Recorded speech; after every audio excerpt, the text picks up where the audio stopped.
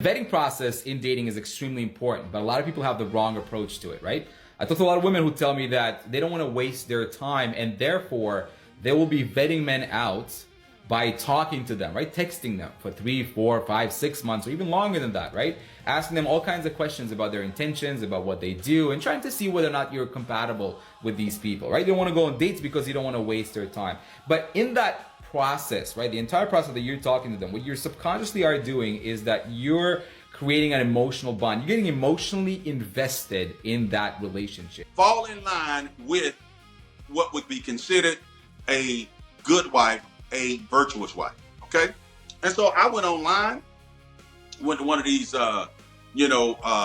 Christian sites for Filipinos, and the reason I went with the Filipinos is because I had an uncle that had already gone that route. And he had been married, I guess, 10, 11 years at that time, whatever, and nothing but good things to say. And then I went to an old pastor that had, Filipinos or relatives that had married Filipinos. And I'm talking about across the board as far as skin color and everything, shade. I had multiple examples. So, and all of them had nothing but good things to say. And some of the women clients that I had met that were of, more of an Asian culture, more closer to that culture. Hey, I was like, okay, different. There's a difference here. And so I was like, okay, that means that the amount of women that I would have to talk to in order to find the one I want to marry. Because that's what it really comes down to. A lot of y'all men, and watch this, a lot of y'all men are not getting married because you feel like you can't find the one that you want. Well, if you feel like that, maybe you need to open up your scope. Maybe you need to increase your territory. I'm saying, you need to increase your scope. See, your perception is just right here or right here when you need to, that thing needs to be all the way around the world. Okay? Or at least not in your town, or at least not in your shade. You so focused on, it's got to be this shade. Listen, increase your territory, increase your perception, because your narrow perception is holding you back from a wonderful, beautiful wife. I'm just trying to help you out. I'm just trying to help y'all out. So anyway, bottom line is, I went on there. And, at first, you got to get used to how, you still going to find the dog and pony show. Listen, you're going to still find the dog and pony show and folk acting up, women acting up on there as well. But you use some formulas. And if you have any questions about that, you can talk to me.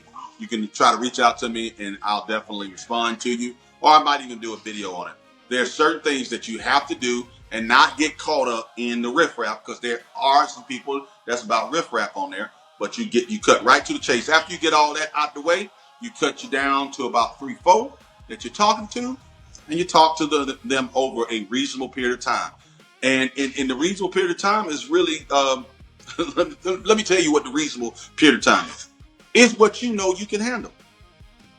Let me say it. Let me say it one more time. You know what you can handle. You know what you're able to do. You need to corral it to that period of time.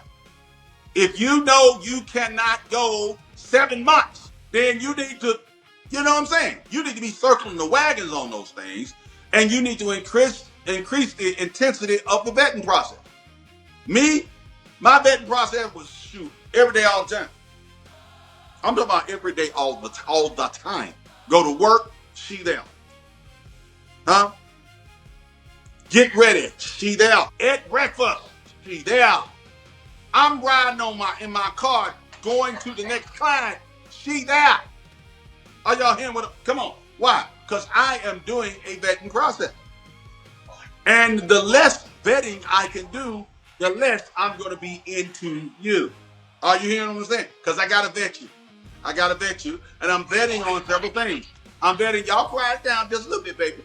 I'm vetting, are you a Christian? Are you willing to be taught by me? Are you willing to follow my lead as I follow Christ? Are you willing to follow the vision the assignment that God has for my life? Are you willing to submit to me in everything? Are you willing to roll with me and help me with what God has called me to do in my life? Just like this camera right. I was sitting up here originally recorded, and I didn't have it right. My wife came right on over here. She put that thing out. Filipino. Came out, stretched the thing out, set it up. Bam! There it is. Whoop! There it is. That's what my wife did for me. You understand what I'm saying? So I'm just trying to tell you. Okay? So I wanted to make sure I had that. And so I had a couple of them. And I kept on betting and betting for the time period that I knew I was good for.